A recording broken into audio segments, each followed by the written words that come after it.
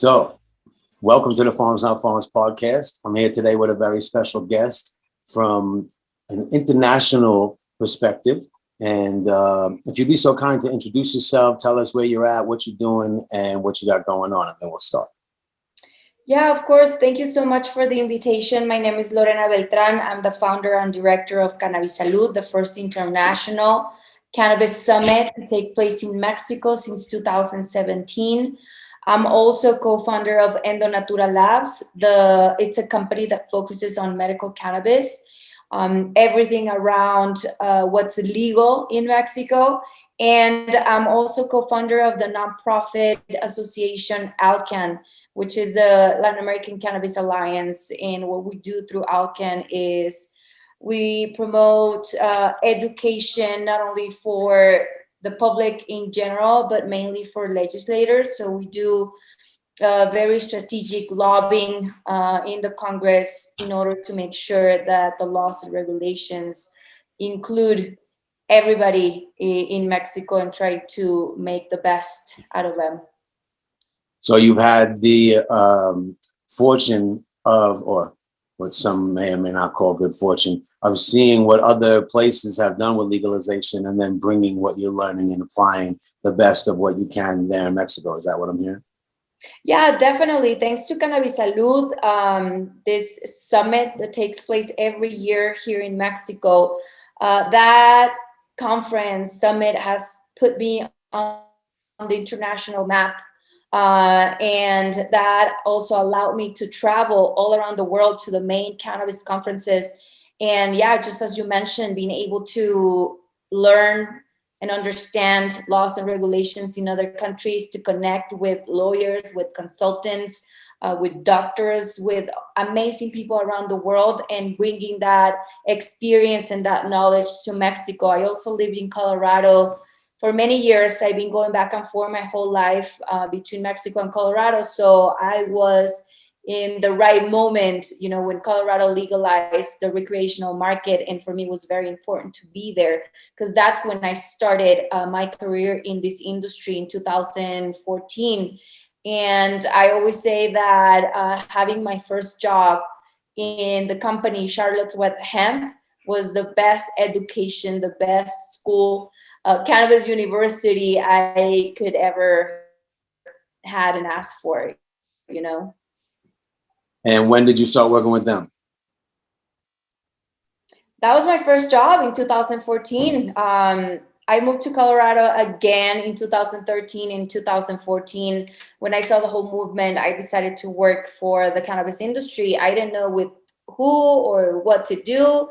It was so new to me. I graduated from filmmaking, acting, and communications in New Mexico State University. So I never thought that something like the cannabis industry exist. So when I started learning everything about it, I decided to work for the best company in that time. So I did my Google search, and first it was Charlotte's Web. I saw the documentary on CNN with Dr. Sanjay Gupta and the little girl Charlotte and the Stanley brothers. And I just fell in love with the story and everything that they were doing.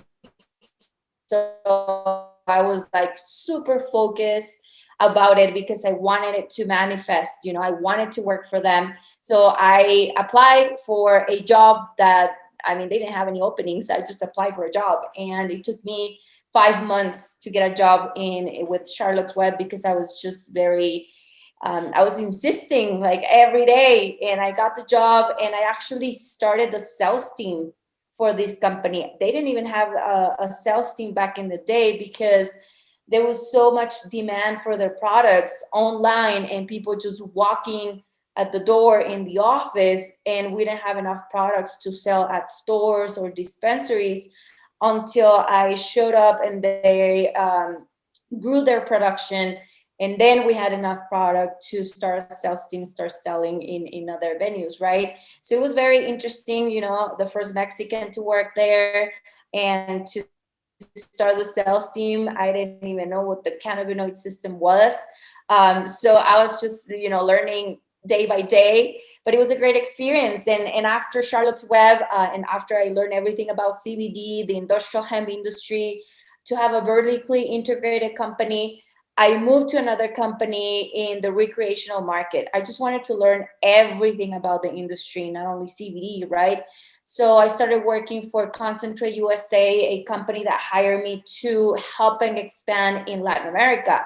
So that's when Colombia started talking about legalization. So this company was like, well, let's go to Latin America. What can we do? So I took him to Colombia and we started exploring. And we found out that they were going to start giving licenses. So I was able to help them get licenses for cultivation, extraction, everything. And I was with them for a couple of years too. I was just like jumping, every 2 years in a different company to learn different things.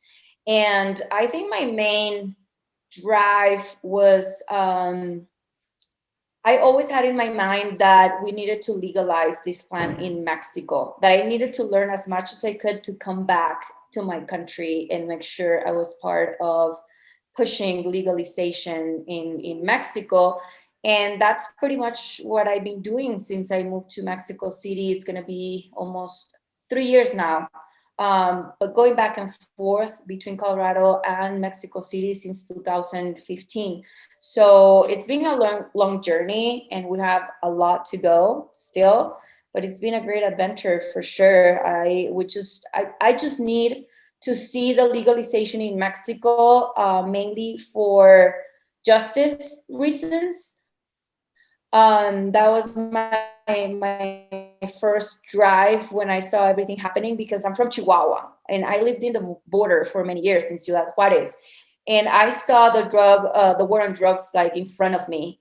And I was working for Univision, so I was a news anchor and news reporter. So I was, covering all of that during those years of terrible violence in my country, and mainly because of the war on drugs, and marijuana was included. So when I moved to Colorado, nothing made sense to me. I was like, these gringos prohibited marijuana to the world, and now they're legalizing, making money, not getting people out of prison, and doing a lot of crazy things that don't seem right. But at the same time, it's a great step to start legalizing drugs. So that was the first thing that got me into the industry. And you've made a lot of headway, or Mexico has made a lot of headway since you've moved there, and since I've been paying attention. So you want to talk a little bit about that? Yeah, definitely. So when Mexico started talking about legalizing was in 2016 with our previous president, Peña Nieto. And it was until June of 2017 when they passed the first law for medical cannabis. And in 2018, that's when the regulation of that law was published, but it was published for only 5 months, because then we had a new president coming in, and this new president just erased that regulation and said that they were going to build their own, because they were thinking there was some corruption from the last government. That was the excuse and the arguments for everything that they were trying to change. So they finally published the regulation of the 2017 law this January of 2021. So for medical cannabis, we are ready to go. We can cultivate for research purposes and to make medical products. We can also import and export, but for us, medical cannabis is different than from you guys in the United States or Canada. We do have a federal regulation, and we do have to follow the regulation for, it's like any other medical product. Not because it's cannabis, we treat it differently. It's considered a pharmaceutical product or a herbal medicine product. Both of them need clinical trials.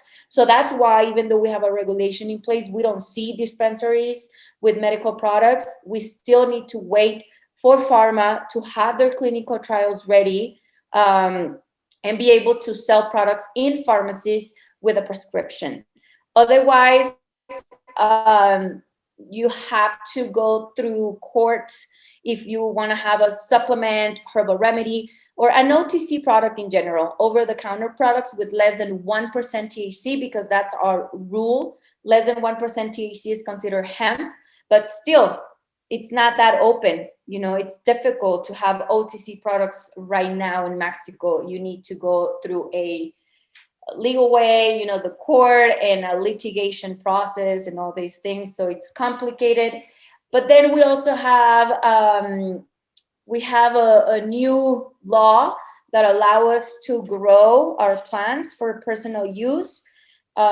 Consumption and possession of marijuana, it's now legal for adults in Mexico, and this just happened this year as well. So 2021 has been a great year for Mexico with the regulation on medical cannabis, even though it's a little restrictive. And we have the opportunity to grow plants at home now. How many plants are you allowed to legalizing grow? the market, the recreational, I'm sorry? How many plants are you allowed to grow, and how much are you allowed to possess?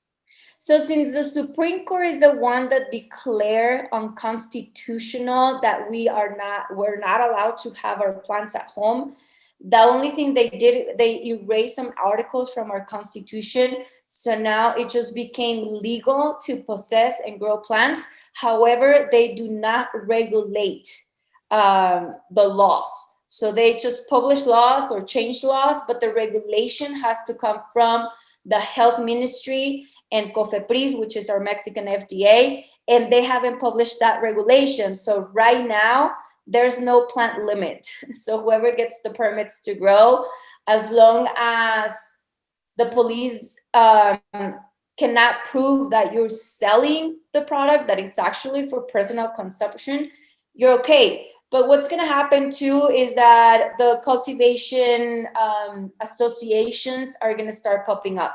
That's going to turn into cannabis clubs. So Mexico is going to become like Barcelona if our government doesn't hurry up and regulates the amount of plants that you can have at home and also regulate the market. And that's happening, it's going to happen very soon, just because this discussion of this proposed bill to regulate the market has been happening for the last 2-3 years. And they need to retake this conversation in this next session, which is between September and November.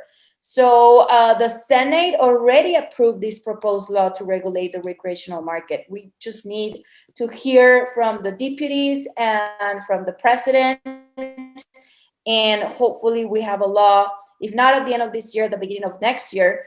But after the law, we need to build the regulations. So we're thinking about 2 years to have a law on a regulation on the recreational market.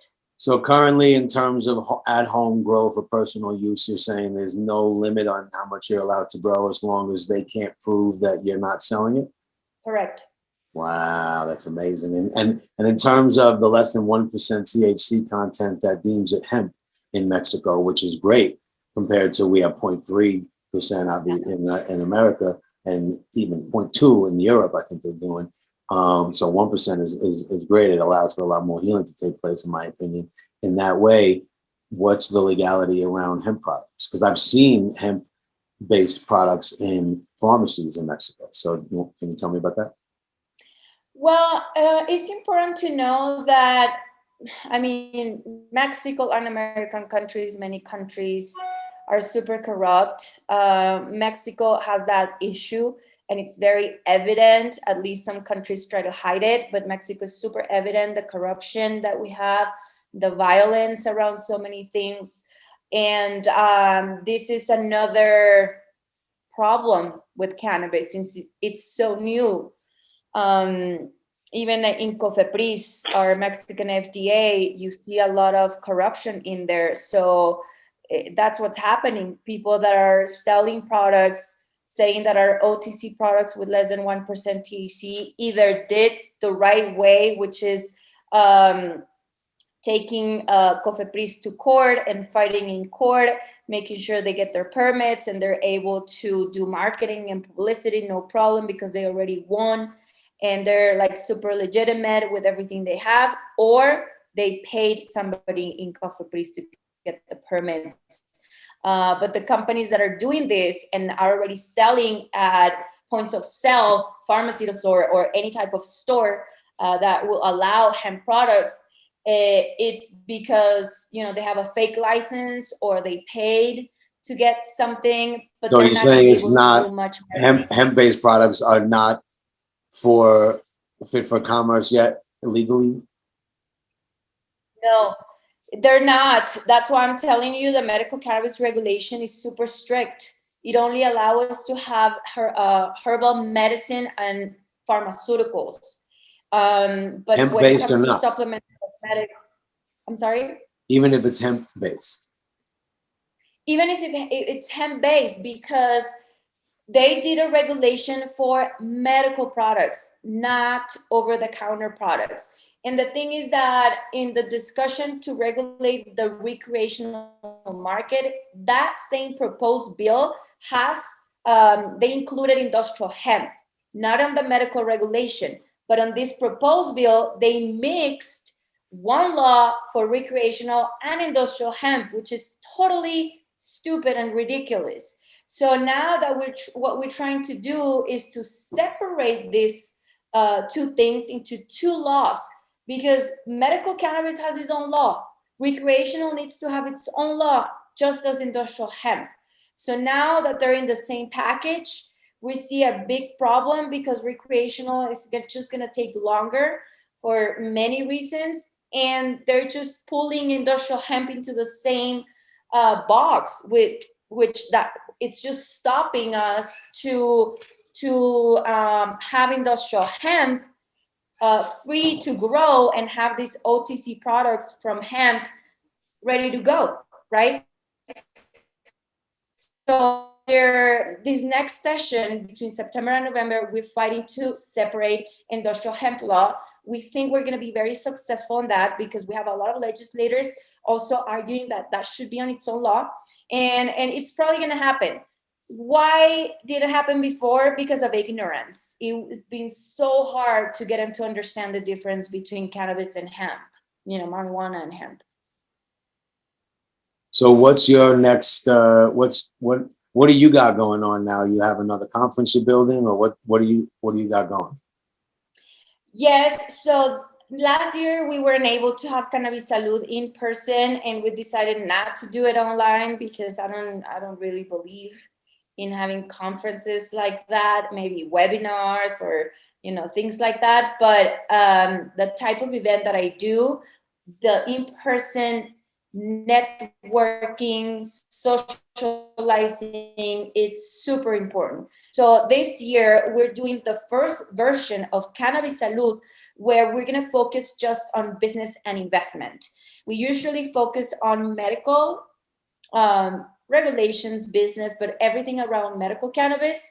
This year, we're opening the discussion for business and investment opportunities, just because Mexico, it's already, you know, regulated in some areas. And now that we have the right to grow our plants, of course, there's so much interest from many companies around the world, and they're ready to come to expand their business, to start creating commercial alliances and all these things. So being a consultant, I see the need of many companies to have an event like this. So CannabiSalud Business and Investment Summit is taking place in Cancun, also for the first time, going to a very touristic place. And it's from November 18th to the 20th of November. We're gonna release all the information. Social media, we're already having a lot of information there, which is CannabiSalud MX. But website and ticket sales start this coming Monday, with all the information. We already have our schedule ready, sponsorships, everything ready to go, and I'm super excited to present a lot of speakers from all over the world that I call all of them keynote speakers, because definitely the level of experience, knowledge, and consciousness that they have, it's at another level. What I love about producing this event is that I choose who comes to speak, and I make sure I have people that are speaking consciously about the cannabis industry, not just about money, money, money, money, you know, because it's definitely an opportunity to create a social impact, an environmental impact, and of course, an economic impact in our countries through this industry. And one of the main messages that we're going to try to get across during this event is the importance of aligning your cannabis company with the sustainable development goals of 2030. Why? Because the United Nations, it's already pointing at the cannabis industry as a great example of an industry that can definitely accomplish these goals. So we want to make sure people are aware of that and align them, you know. So tell me, what kind of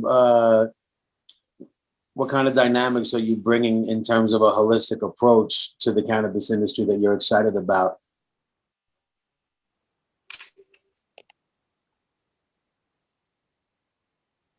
The holistic approach. You know, in terms of, you say not just business minded for your conference, but other areas of focus. So what are Yeah. you?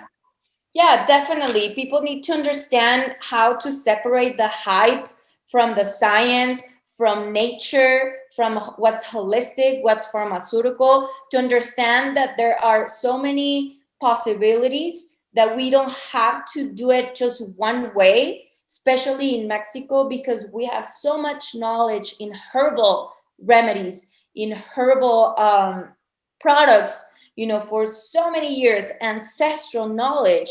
Why regulations are trying to direct us only to pharmaceuticals. We're Yeah. definitely going to talk about all these subjects. We have experts, you know, that are treating patients with herbal remedies, including cannabis. And even though this is not a conference when we're going to be showing data about patient impact, patient relief, but definitely how many of these companies that are not pharmaceuticals, that are holistic, are also thriving and are doing great, because we have this mindset of believing that to have a corporate, you know, that you need to be vertically integrated, that you need to do it a certain way, that you cannot have a social impact and environmental impact if you want to make money and you want to become a corporate. That's false. That's completely false. And the intention is to have people talking about their experiences. And we have companies like Curaleaf, for example, which is a huge corporate that's already a public traded company, but has an amazing program on social equity, on environmental impact, you know, and at the same time, they're creating a circular economy, not only for the company, for all the people involved. So this is possible. And we need to change those ideas. And how do we change it? With examples, with evidence, with people talking about exactly what has happened with their companies and their businesses. So that's the main objective. We have 2 days of conferences and networking cocktails, and the third day we have a Canna business pitch event, where 6 Mexican projects are going to be pitching their ideas and their business plan to investors, national and international funds that will be helping them to expand or start their business. But this is Wait. just for Mexican projects.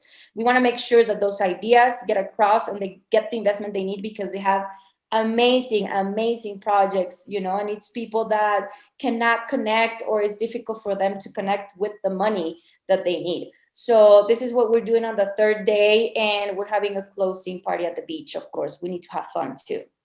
I love it. I love everything about what you just said in terms of, you know, changing the paradigm and being the change we want to see. We actually have to have an example. And being humans, we tend to mimic what we learn, and we want to optimize, make it our own way. And so to know that, you know, there are a lot of companies out here who are a slave to the dollar. And when a lot of people get into this industry with high hopes, and you know, all of a sudden we're creating a ridiculous amount of trash. We're using a ridiculous amount of plastic. We're using a ridiculous amount of bottled nutrients. We're doing all these things that ultimately are just really catalyzing the sicknesses in our world when we can be growing healthy plants, high bricks plants, nutrient dense plants in a sustainably organic environment, sustainable agriculture. We can actually benefit the land that we're growing with, or we can utilize ancestral wisdom and apply it today, and we can really win. And so much of our world is using tactics that are hurting us and hurting the land and hurting our water, and that's unsustainable for life in general. And so, thank you. I'm really pleased to know that your focus is what you just, is a circular dynamic, so to speak, and that's really wonderful. And what about consumption? Are there any plans laid out for clubs or places where people can consume in Mexico? Because currently in Colorado, everything's been legal for so long, but there's no place you're allowed to actually smoke unless you're in your house. So can you talk about that? Yeah, well, it's since this declaration of the Supreme Court just happened, so a lot of people are getting their permits to have their grows at home, but we don't know exactly what's going to happen with public places. We are thinking, and this is according to the proposed bill that's coming again for the recreational market, but they're saying that they will allow, permits for bars or restaurants or public places, and they're going to be treating cannabis the same as tobacco, as cigarettes. So you need to get a permit for if I own a restaurant and I want to have, my people that come to my restaurant to smoke. There's going to be a designated area for that, just like tobacco smokers. So that's what they're planning to do. Right now, it's not clear. So we don't want to step into things that are still in this gray area. But for now, we can definitely grow our plants at home. And I see a lot of people, applying for, it's not a permit, it's just a type of just making them aware that you're going to be growing, right? Um, but yeah, I think it's just gonna turn like Barcelona. I already see it. Like I already see people doing their cultivations together as an association, and paying a fee, a monthly fee to get your plants. It's just starting, but I already see a few groups, popping here and there in Mexico City, and I can't only imagine around the country. At the end of the day, we are one of the largest, cannabis growers in the country, and definitely we have the opportunity to grow outdoors and have different, I don't know, from 3 to 4 probably harvests per year, which is amazing. And that's why we also push for regenerative agriculture. You were mentioning sustainability, but sustainability doesn't apply on a land that's already completely contaminated and you cannot do nothing in there. So you have to regenerate the land in order to sustain once it's healthy, right? So right now, Mexico, probably 40%, 50% of the land that's being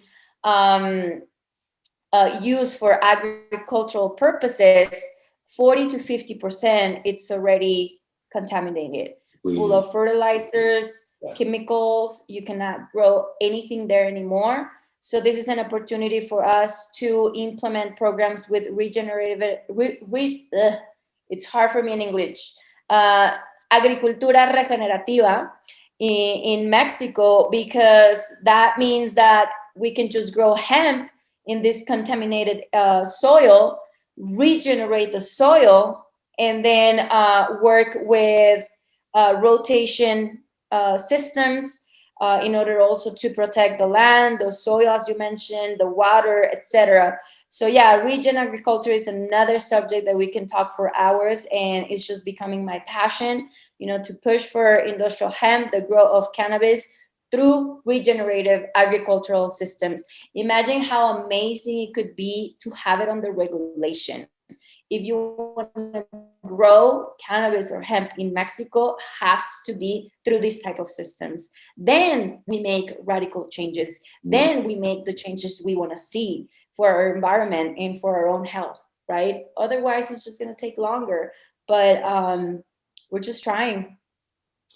That's wonderful, and I salute you for that. And this podcast is sponsored by buildthesoil.com, and they're one of the internet's leading Amazing. organic Yeah. soil amendment providers. Definitely check out buildthesoil.com if you want to learn or see what kind of products they have available.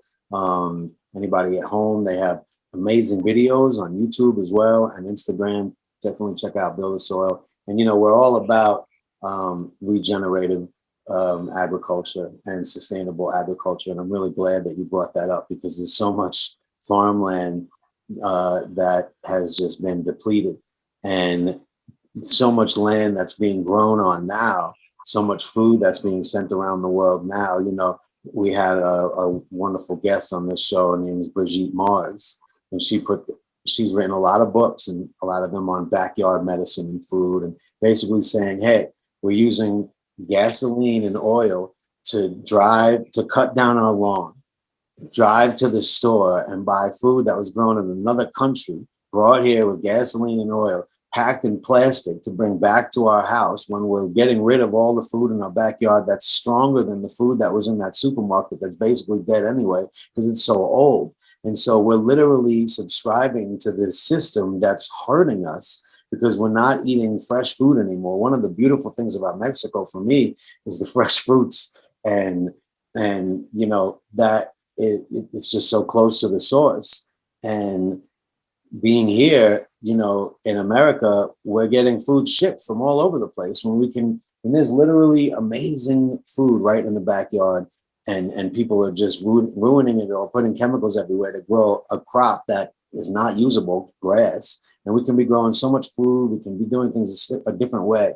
And so if you can somehow get people to force them to do it, I'm not really about forcing people to do things, but at the same time, industries create regulations, and at the same time, if we're going to be forcing people to do something, we might as well force them to do something that's amazing for everybody, and that's grow organically, not be able to use terrible chemicals that'll poison us and our food and our families and our soils and our waters. So thank you for having that drive. If there's any way I can continue to support you or with Build the Soil, however we can support Mexico's determination and drive to be clean and healthy, we're here. Thank you so much. Yeah, we definitely need to grow the tribe, the people that get it, that understand, that are here working, in service of others. At the end of the day, that's what we came to do. When you're in service of others, that's, all you need to be also happy, to have abundance, because at the end of the day, money is just part of the equation. Abundance is the result, and to have that result, you need to have different parts in the equation. Money is one of them, but then where is health? Where is happiness? Where is love? And that's what it's bringing to my life. Working for this industry, and trying to guide people and make them understand that, yeah, it's people are making money, but it's not that easy. And the people that are making money, you see them thrive 1-2 years, but then it's going down, and we need to pay a lot of attention to that. Why are these companies failing after a few years, when they one day were a public traded company making billions of dollars, but then now they disappear? And I think the plan is very wise, and it's just really trying to get to the place that she needs to be, and it's not on Wall Street. So that's why a lot of people don't get it, and the plan is just going to clear out those companies and people that are not working in her favor at the end of the day. So it's a reality. It's happening. You're speaking my language. Yeah, well, very nice to meet you, and thank you so much for this space and the time. And definitely, if we're speaking the same language and people are resonating with the information we're sharing, then you're part of this tribe. We're part of this group that are trying to do good. And as you were mentioning, like at the end of the day, this is for humanity.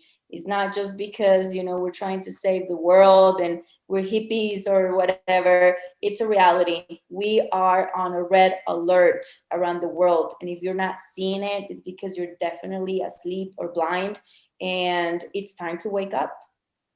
You know, I just got off the phone with a woman earlier who was also on this podcast. Her name is Barbara Philippone, and she's into hemp textiles. And I'm sure that you two could have a lot to talk about, and how to help Mexico's economy thrive and feed, because there's a huge need for hemp oil and omega 3s and hemp seeds, and the hemp textile industry, and clothing and fiber is a big deal, but there's so many more aspects of cannabis that we can be working with and building nations, generational wealth, and sustainable health. And so I look forward to having more conversations with you in this regard. And Lorena, how will people get in touch with you if they want to learn more about CannabiSalud or any kind of information that you want people to know? And also one more thing, if you can answer this as well. When you're walking around in your life, you're doing whatever you're doing, and you're deep in your passions and you're in your zone, and you're like, man, I wish people just knew this one thing. This would be a great time to share that as well. Wow.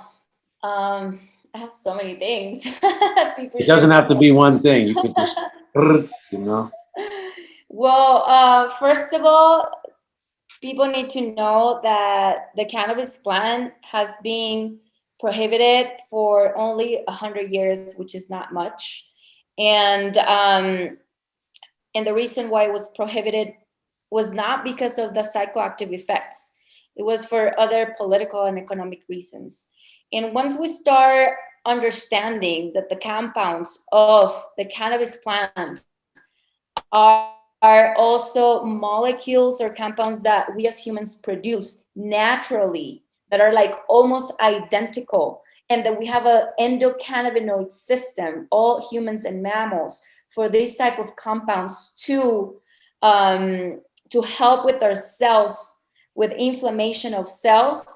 Then we start connecting. I think that's when we start having common sense again, because it seems that we lost it as humanity. We lost common sense, honestly. So when you realize that cannabinoids are in the plant and cannabinoids are produced by humans, and that we need those cannabinoids to help our cells,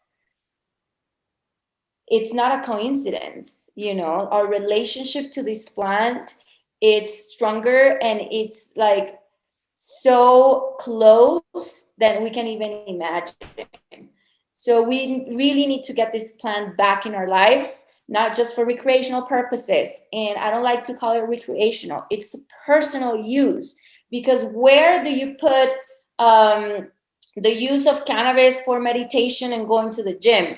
Is it for medical purposes? Is it for recreational purposes? It's personal. At the end of the day, you use it for whatever you wanted to use it for. But I'm talking about other uses, the nutritional aspect. We are lacking a lot of nutrients for many reasons, and you mentioned a few of those. Imagine recovering those nutrients also through the plant, through the seeds.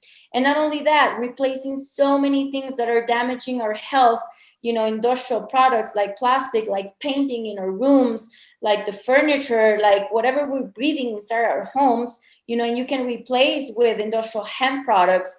Is just, common sense. It's definitely something that we really need to analyze and think about, and not just go out there judging without even knowing the real information. So that's one of the things. The other one is that this plan is definitely giving so much to people.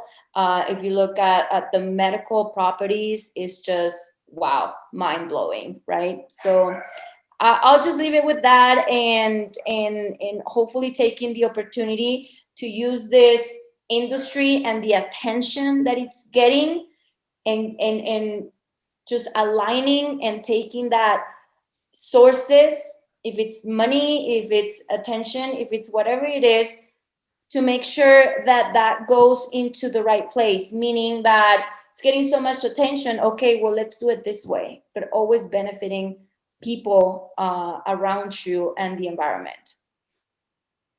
Well, salute. And yeah, my focus is to benefit people in terms of getting education out there and teaching people how to work with this plant so we can understand how it can benefit ourselves or perhaps how we can utilize it to help somebody else, a human or an animal. And so, if there's any ways that we could ever work in that regard, that's what I'm for, is helping educate people, because people have to have the map to ourselves, and that's Right. just through sharing. And so thank you for doing what you do. And everybody subscribe to the Pharms Not Farms podcast on Spotify, Apple, and Google Podcasts. Check out youtube.com/BURNTmd for the video, and also pharmsnotfarms.org for any archived episodes. How do people find out about CannabiSalud? Yeah, so you can find out on our social media, which is Instagram and Facebook as CannabiSalud MX. Our website, CannabiSalud.com. And you can find me on my public social media. It's open, also Facebook and Instagram as Lorena Beltran. You'll find me there. And, always here to answer any questions, to help as much as I can. Sometimes people also get mad if I don't reply or I don't have the answers that they're looking for. And I think it's also the price you pay for becoming a public figure. But people need to understand that I'm not an expert and I'm still learning like everybody else. And I'll try to help as much as I can, but definitely be part, of this tribe. The doors are always open to help and be in service. I'm glad you said being of service. That, I don't know if you saw it, made me smile ear to ear. And I even told somebody earlier today that as I've given myself to Creator and being of service, He's carried me, or Creator has carried me. And so in that way, I'm just really resonant with what you're saying, and just if I could help inspire anybody through my experiences, it's just by saying that, the more I am of service to others, the more I find myself in better positions. And so thank you. And as always, as we sign off on the sharing the miracle of life with a deep breath on the count of 3. 1, 2, 3.